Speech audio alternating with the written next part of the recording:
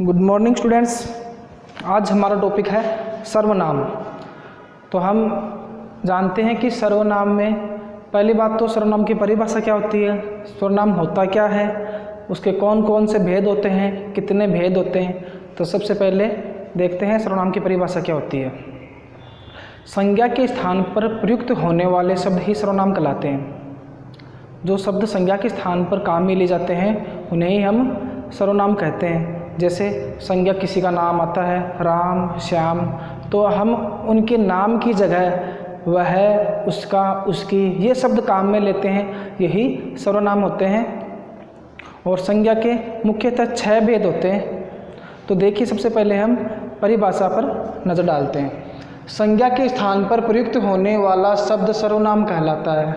जैसे उदाहरण के तौर पर देखिए, यदि ये नाम है कि राम स्कूल जाता है,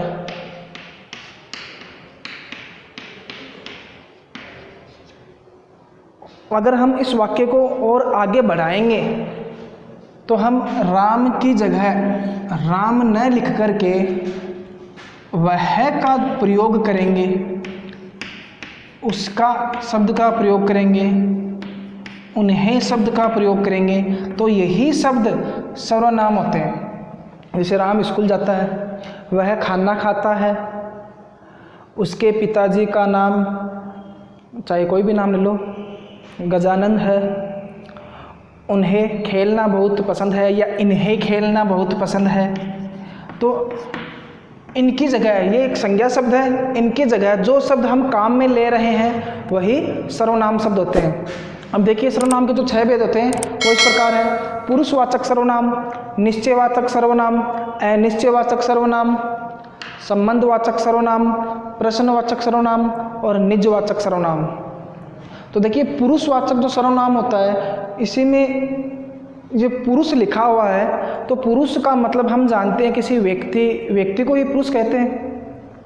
तो देखिए, एक व्यक्ति बोलने वाला भी होता है, एक व्यक्ति सुनने वाला भी होता है, और एक व्यक्ति जो न तो बोलने वाला हो न सुनने वाला हो, जो कोई अन्य व्यक्ति हो, यानी अन्य व्यक्ति के बारे में भी हम बात करते हैं जो हमारे सामने नहीं हो, तो वो भी पुरुषवाचक सर्वनाम के अंतर्गत ही आता है। तो आइए हम जानते हैं इनके बारे में। देखिए, पुरुषवाचक सर्वनाम क्या होता है। तो हमने बात की थी अभी कि पुरुष एक व्यक्ति के लिए, पुरुष शब्द एक व्यक्ति के लिए काम में लिया जाता है, और पुरुष बोलने वाला भी होता है, सुनने वाला भी होता है, और एक पुरुष होता है जो हमारे बीच ना हो और किसी अन्य जगह हो और उनके बारे में जो बात करते हैं वो भी पुरुष होता है। तो सबसे पहले देखिए, इसका प्रयोग वक्ता मतलब बोलने वाला, श्रोता सुनने वाला व अन्य व्यक्ति के लिए किया जाता है। पुरुषवाचक सर्वनाम का प्रयोग किसके लिए किया जाता है? वक्ता, श्रोता व अन्य व्यक्ति के लिए किया जाता है। अब पुरुषवाचक सर्वनाम को भी हम 3 भागों में बांट सकते हैं, क्योंकि पुरुषवाचक को समझने के लिए हमें तीनों भेद पढ़ने होंगे, तब जाकर ये हमारे समझ में आएगा कि पुरुषवाचक सर्वनाम होता क्या है। तो सबसे पहले उत्तम पुरुषवाचक सर्वनाम पढ़ते हैं। उत्तम का मतलब होता है श्रेष्ठ, यानी कि खुद के लिए, खुद व्यक्ति, स्वयं व्यक्ति अपने आप में श्रेष्ठ है, इसलिए खुद के लिए उत्तम पुरुषवाचक सर्वनाम का प्रयोग किया जाता है। तो देखिए, वक्ता, उत्तम पुरुष किसे कहते हैं? वक्ता, यानी कि जो बोलने वाला है उसे उत्तम पुरुष कहते हैं। वक्ता अर्थात बोलने वाला अपने लिए जिस सर्वनाम शब्दों का प्रयोग करता है उन शब्दों को हम उत्तम पुरुष कहते हैं। जैसे मैं, मेरा, मुझे, हमारा, हमारी, हमारे, हम दोनों, हम सब, ये शब्द खुद के लिए काम में लिए जाते हैं, इसलिए उत्तम पुरुष के अंतर्गत आते हैं। अगला है मध्यम पुरुष। अब उत्तम पुरुष तो खुद के लिए हो गया, और मध्यम पुरुष होता है जो सामने वाला है, जिनसे हमें बात कर रहे हैं, जो हमारे सामने वाला है वो मध्यम पुरुष होता है। अर्थात श्रोता, सुनने वाला जिन शब्दों का प्रयोग करता है उन शब्दों को हम मध्यम पुरुष सर्वनाम कहते हैं। श्रोता अर्थात सुनने वालों के लिए जिस शब्दों का प्रयोग किया जाता है उसे मध्यम पुरुष कहते हैं। जैसे तुम, हम अपने सामने वालों के लिए क्या शब्द प्रयोग में लेंगे? तुम दोनों, तुम सब, तुम्हें, तुम्हारा, आप। आगे देखिए अन्य पुरुष। अब दोनों की बात होगी, बोलने वाला और सुनने वाला। अब इन दोनों के अलावा भी एक व्यक्ति होता है जिसे अन्य पुरुष का नाम दिया गया है, क्योंकि वो हमारे बीच उपस्थित नहीं है, जो किसी अन्य जगह है। वक्ता व श्रोता के बीच जो उपस्थित न हो, उसके लिए जिन शब्दों का प्रयोग करते हैं उसे अन्य पुरुष कहते हैं। जैसे वह, वे, उन्हें, आप। अब देखिए, खुद के लिए मैं, मेरा, मुझे, इन शब्दों का प्रयोग करते हैं। मध्यम पुरुष के लिए तुम, तुम सब, तुम दोनों, तुम्हें, तुम्हारा, आप, इन शब्दों का प्रयोग करते हैं। और अन्य पुरुष के लिए वह, वे, उन्हें, आप, इन शब्दों का प्रयोग करते हैं। अब देखिए, एक शब्द इसमें कॉमन है जो कि मध्यम पुरुष में भी है और अन्य पुरुष में भी है। आप शब्द है वो दोनों में कॉमन है, लेकिन दोनों का अर्थ अलग अलग होता है जब हम वाक्य में प्रयोग करते हैं। जब एक सेंटेंस, एक वाक्य बनाते हैं, उस वाक्य से पता चलता है कि इसमें मध्यम पुरुष है या फिर अन्य पुरुष है। यदि आपसे पूछ लें कि आप शब्द में कौन सा पुरुष है, तो आप लिख सकते हैं आप शब्द में मध्यम पुरुष और अन्य पुरुष दोनों सर्वनाम है। लेकिन एक वाक्य दे दें कि आप कल कहाँ जा रहे थे, तो इस वाक्य में कौन सा सर्वनाम होगा? तो इस वाक्य में मध्यम पुरुषवाचक सर्वनाम होगा। क्यों होगा? क्योंकि जब दो व्यक्ति आपस में बात कर रहे हैं तो ये बोलेंगे, एक व्यक्ति बोलेगा कि आप कल कहाँ जा रहे थे, वो अपने सामने वाले को बोलेगा कि आप कहाँ जा रहे थे, यानी कि उसके सामने उपस्थित है। इसलिए जो सामने उपस्थित है वो तो मध्यम पुरुष होता है। लेकिन जो सामने भी नहीं है, खुद भी नहीं है, किसी अन्य के लिए बात कर रहे हैं, तब वहाँ जा कर के अन्य पुरुष होगा। जैसे देखिए, गांधी जी देश के नेता थे, आप अहिंसावादी थे।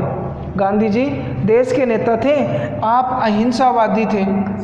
अब यहाँ भी आपका प्रयोग हो रहा है और यहाँ भी आपका प्रयोग हो रहा है, लेकिन गांधी जी हमारे सामने उपस्थित थोड़े हैं। गांधी जी देश के नेता थे, आप अहिंसावादी थे। हम गांधी जी के बारे में बात कर रहे हैं, लेकिन वो हमारे सामने उपस्थित नहीं है। वो तो अब तो चल बसे, लेकिन जो हमारे पास, हमारे सामने उपस्थित न हो, उनके लिए भी हम आप शब्द का प्रयोग करते हैं। दूसरा है निश्चयवाचक सर्वनाम। देखिए, इससे पता चल रहा है कि निश्चय यानी किसी व्यक्ति या वस्तु के निश्चित होने का बोध हो, वहाँ निश्चयवाचक सर्वनाम होता है। जैसे देखिए, जो सर्वनाम शब्द किसी व्यक्ति या वस्तु की ओर निश्चय पूर्वक संकेत करे, निश्चयवाचक सर्वनाम कहलाता है। यानी कि वे सर्वनाम शब्द जो हमें किसी निश्चित कोई वस्तु है उसकी ओर संकेत करके बताए कि यह निश्चित वस्तु मेरी है या उसकी है, उसके बारे में जो दर्शाता है वही निश्चयवाचक सर्वनाम होता है। जैसे देखिए, वह रमेश का घर है, किसी घर के बारे में बता रहे हैं कि वह रमेश का घर है, तो उस घर के बारे में हमें निश्चयपूर्ण पता है कि ये रमेश का ही है, इसलिए यहाँ निश्चयवाचक सर्वनाम होगा। यह मेरी पुस्तक है। अब एक पुस्तक के बारे में बता रहा है कि यह पुस्तक मेरी है, मुझे निश्चय पता है कि यह पुस्तक मेरी ही है, इसलिए यहाँ निश्चयवाचक सर्वनाम होगा।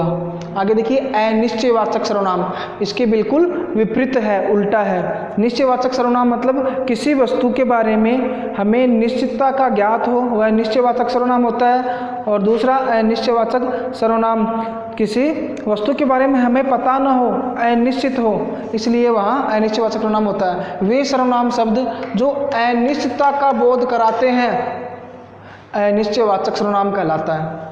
देखिए, अनिश्चय जैसे कुछ, कोई, ये सब होते हैं जो अनिश्चितता का बोध कराते हैं। जैसे दाल में कुछ गिर गया है, दाल में कुछ गिर गया है, तो हमें पता नहीं है दाल में क्या गिर गया है, कुछ गिर गया है, तो निश्चित नहीं है कि क्या गिरा है। कोई आ रहा है, कौन आ रहा है अभी पता नहीं है, निश्चित नहीं है, इसलिए इसमें अनिश्चयवाचक सर्वनाम हो जाएगा। आगे नंबर 4 है संबंधवाचक सर्वनाम। संबंध का मतलब होता है यदि किसी वाक्य में एक शब्द दूसरे शब्द के साथ में जब संबंधता दर्शाता है, तब वहाँ संबंधवाचक सर्वनाम होता है। देखिए, वे सर्वनाम शब्द जो वाक्य में प्रयुक्त दूसरे शब्द से संबंध दर्शाते हैं, संबंधवाचक सर्वनाम कहलाते हैं। वे सर्वनाम शब्द यानी कि एक शब्द दूसरे शब्द के साथ में अपना संबंध दर्शाता है वहाँ संबंधवाचक सर्वनाम होता है। जैसे देखिए, जो होना था सो हो गया। अब एक ये शब्द है, एक दूसरा शब्द है सो, जो और सो, यानी कि इन दोनों वाक्यों को जोड़ने के लिए हमें जो और सो शब्द का प्रयोग करना पड़ा, इसलिए यहाँ संबंधवाचक सर्वनाम हो गया। जो होना था सो हो गया। अब इस वाक्य को हम ऐसे थोड़ी बोल सकते हैं, जो होना था हो गया, तो वाक्य ये अशुद्ध हो जाएगा। आगे देखिए, जैसी करनी वैसी भरनी। अब इन वाक्य को जोड़ने के लिए हमें इन दो शब्दों का प्रयोग करना पड़ा है, जैसी करनी वैसी भरनी। अब यदि हम बोल दें कि जैसी करनी भरनी, तो वाक्य तो अशुद्ध हो जाएगा, अटपटा सा लगेगा। इसलिए इस वाक्य को जोड़ने के लिए हमें दो शब्द का प्रयोग करना पड़ा है। जिसने चोरी की वह पकड़ा गया।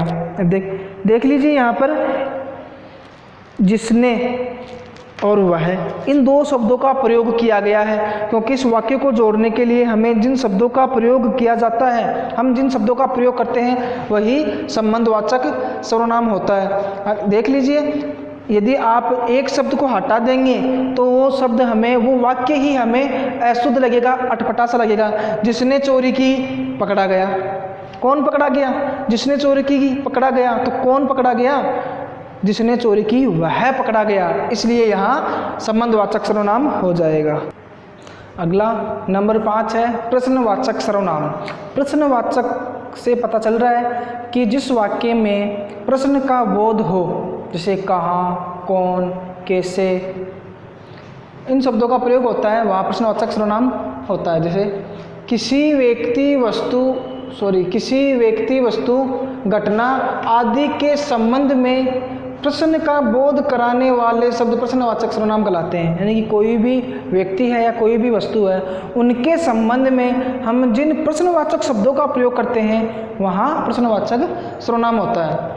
जैसे देखिए, तुम क्या कर रहे हो, तुम क्या कर रहे हो, तो यहाँ प्रश्न का बोध हो रहा है और प्रश्नवाचक चिन्ह भी आ रहा है। तुम कहाँ जा रहे हो, तो कहाँ शब्द आ रहा है, क्या शब्द आ रहा है, कैसे शब्द आ रहा है, इस तरीके के शब्द आते हैं, वहाँ प्रश्नवाचक सर्वनाम होता है। आगे नंबर 6 है निजवाचक सर्वनाम। निज का मतलब होता है अपना, खुद। जिन सर्वनाम शब्दों का प्रयोग कर्ता के साथ अपनेपन का बोध कराने के लिए किया जाता है, निजवाचक सर्वनाम कहलाते हैं। यानी कि वे सर्वनाम शब्द जो अपनेपन का बोध कराते हैं, यानी खुद के लिए जिन शब्दों का प्रयोग करते हैं, वे शब्द निजवाचक सर्वनाम कहलाते हैं। जैसे मैं अपना काम खुद करूँगा। देख, मैं खुद की बात कर रहा हूँ, अपनी बात कर रहा हूँ कि मैं अपना काम खुद करूँगा, यानी अपनेपन का बोध करवा रहा है। यहाँ पर इस वाक्य में देखिए, मैं शब्द है, खुद के लिए काम में ले रहे हैं, मैं, अपना, खुद, ये शब्द अपनेपन का बोध करवा रहे हैं। गांधी जी सारा काम स्वयं करते थे। अब गांधी जी खुद के बारे में बता रहे हैं कि ये काम स्वयं करते थे, यानी कि खुद के बारे में दर्शा रहे हैं, अपनेपन के बारे में दर्शा रहे हैं। मैं अपना खाना अपने आप बनाता हूँ। अब देखिए, मैं अपना खाना अपने आप बनाता हूँ, यानी कि मैं खुद के बारे में, अपने बारे में ही जिन शब्दों का, अपने बारे में या अपनेपन के बारे में जिन शब्दों का प्रयोग किया जाता है, वहाँ निजवाचक सर्वनाम होता है। अब देख लीजिए, आप शब्द है, ये 3 जगह काम में ले लिया गया है। एक तो मध्यम पुरुष में, एक अन्य पुरुष में, मध्यम पुरुष, अन्य पुरुष और निजवाचक सर्वनाम में।